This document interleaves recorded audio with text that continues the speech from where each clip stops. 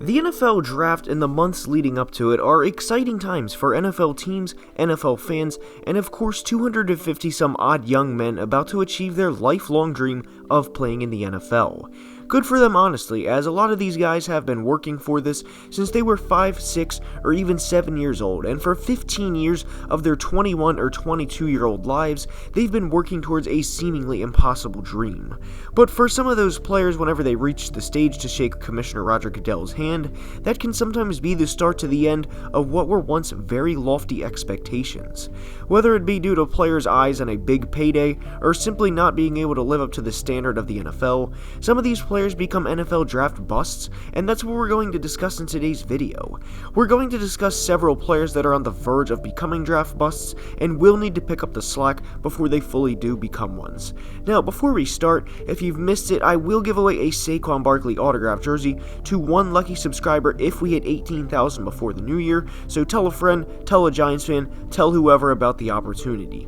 This should definitely give you some incentive to go ahead and hit that subscribe button in the bottom right of the screen. Yes, that's what that is. Now let's begin.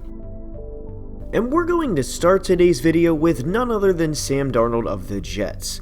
Now, I want to preface this by saying in some draft bust cases, it sometimes isn't the player's fault, and sometimes the player isn't used or utilized in the correct way, or even in some, they have nobody to work with around them. Sam 100% falls into this category, and to be fair to Sam, and to really look on the bright side for him, he is just 23, and is actually younger than the player who was selected with the first overall pick in the 2020 draft, that of course being Joe Burrow. But through 33 games of his career, Sam has just an 11-22 record and 39 touchdowns to 36 interceptions. He has just 3 passing touchdowns this year to 8 interceptions, and to say 2020 hasn't been good to him, or the whole Jets roster really, would be an understatement. Now, what's good for Sam is he will, barring something crazy, be out of that terrible situation that is the New York Jets fairly soon. I think it's very safe to say at this point in time that the Jets will select Trevor Lawrence number 1 overall, and that Sam will probably be traded between March and April, or possibly even draft weekend. The point is, I fully expect Darnold to be out of New York before the start of the 2021 season, and I fully expect him to get another chance to start somewhere else. Whether that is in 2021 specifically or not, we will see. But where that will be is the million-dollar question, as his career right now is seemingly one big question mark, but due to his relative youth and the universal recognition of how bad this situation has been since he got drafted, he will more than likely be given another chance. Changes of scenery are sometimes what's best for a player, and for a player that's had to deal with Woody Johnson, mainly Adam Gase, and wide receivers that, aside from Robbie Anderson, have consisted of Jamison Crowder, Denzel Mims, and Chris Herndon, a change of scenery will be the best thing that could happen for him. Now, I don't think Sam will ever be a top 3 quarterback, don't get me wrong, but I do think it's fair to say he is better than what we've seen from him during his time on the New York Jets. And next we go to Minnesota to discuss corner Mike Hughes. As most of you guys probably know, I am a Vikings fan, but Mike at this point in time I would say is pretty close to a draft bust. The best ability in the NFL is often availability, and in Mike's short 3-year career, he simply hasn't been able to stay healthy. He tore his ACL in mid-October in year 1, and to make matters worse, and this is for the case to make that he's not a draft bust, I'm by no means slandering or anything like that, I want to be clear, but to make matters worse, he didn't return until week 3 of 2019. We often see players tear their ACLs in November or December and come back in week 1 of the following year, but Mike took a little longer in his own recovery. Now, credit to Mike, once he came back in 2019, he did play all of the games as he missed only the first 2 and that was it. Unfortunately for Hughes, that is the longest streak of games he's played in a season so far in his career, as he has been out for the Vikings this year since week 6. It is also worth noting he missed a few games between week 2 and week 5, but anyways, here we are. What's rather concerning for Mike's career right now is he's out, and I speak from a Vikings fan when I say this, there's been little coverage on how long he'll be out, what type of neck injury he has, and how severe it is. All we know as I record this is he's on IR, but with the COVID IR, when will he return? Could it be week 15? Could it be week 17? Is he done for the year? Obviously, from a personal standpoint, you want people to be healthy first and foremost. No matter what anyone says, that is the goal. Football is an incredibly violent sport, and the unfortunate reality reality is some of these guys will feel the effects of the game into their 40s, 50s, and in some cases, the rest of their lives. So we do wish Mike to get healthy first and foremost, but looking from a performance perspective, he simply has not gotten the job done in nearly 3 years of work. Even in the glimpse we saw him in 2020, he wasn't dominant or a lockdown player or anything like that, and because of his injury history and him being a former first-round pick, he is almost guaranteed to get a shot somewhere else, but who knows what his path of recovery looks like from here on out. To be clear, I don't think it's a career-ending neck injury or anything, it's just the Vikings have been very vague about his injury and the status, which makes me question his future in the Twin Cities. And next we go to N'Keal Harry of the Patriots. We touched on this a little bit in Wednesday's video, but N'Keal was drafted in the first round of the 2019 draft. Harry was the 32nd overall selection, and at the time the Patriots looked to be getting a good, big-bodied receiver, which would only help Tom as he got older, and not only that, but to be a good complement to Julian Edelman. Generally, teams like to have a style or a model of a receiver and not 3 or 4 of the same types of the same player. There are, of course, exceptions like the Chiefs with Tyreek Hill and McCole Hardman being extremely fast players, but that kind of offsets with Travis Kelce being as good of a big-bodied tight end as he is.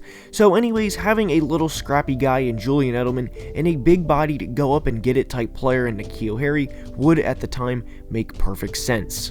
The unfortunate reality for New England, though, is not only has N'Keal been awful, there's a guy that was selected 32 picks later that turned out to be pretty good.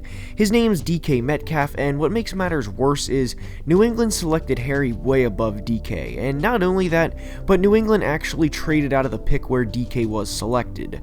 So for all of the JJ Arcega-Whiteside over DK mocks that the Eagles get consistently on Twitter, by the way, people either forget or don't realize New England made just as big, if not a bigger mistake by doing this. Anyways, back to N'Keal, and through nearly 2 years, he has a grand total of 36 catches for 318 yards and 3 touchdowns as I record this.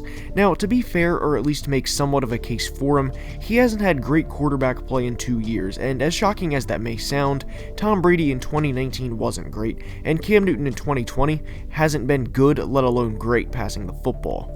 But the thing is, if we're playing this game, then we can look a little further along in the 2019 draft class and really look at what Terry McLaurin has produced in Washington with players nowhere near Tom or Cam.